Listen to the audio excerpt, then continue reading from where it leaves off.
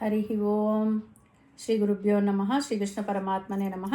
1వ అధ్యాయంలో 23వ శ్లోకం గురించి తెలుసుకుందాం. ఓం యోస్య మానానవేక్షే అహం యయేతే అత్ర సమాగతాః దార్తరాష్ట్రస్య దుర్బుద్ధేః యుద్ధే ప్రియచికీర్షవః. దీని ఎలా పలకాలంటే యోస్య మానాన్ అవేక్షే అహం య ఏతే అత్ర సమాగతాః దార్తరాష్ట్రస్య దుర్బుద్ధేః యుద్ధే ప్రియచికీర్షవః.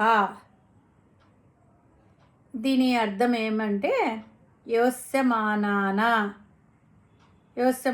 అంటే యుద్ధము చేయడానికే, వేక్షే అహం అంటే నేను చూచదును, యుద్ధము చేయడం కోసము ఎవరెవరియా ఏతే అత్ర సమాగతాః ఏ రాజులు వచ్చారో ఎవరి కోసము, దార్తరాష్ట్రస్య దుర్బుద్ధి గల దుర్యోధనుని కోసము, యుద్ధే ప్రియ చికీర్షవః యుద్ధం ఇష్టమే వచ్చిన వాళ్ళు. అంటే దీని తాత్పర్యం ఏమంటే దుర్బుద్ధి గల దుర్యోధనుని కోసము యుద్ధం చేయడం కోసము వచ్చిన వాళ్ళ ప్రాణాలను సైతం లెక్క చేయకుండా వాళ్ళ సైడు ప్రతిపక్ష యోధులు అంటే కౌరవుల సైడు యుద్ధం చేయడం కోసము ఏ రాజులు వచ్చారో వాళ్ళందరినీ నేను ఒకేసారి చూస్తాను.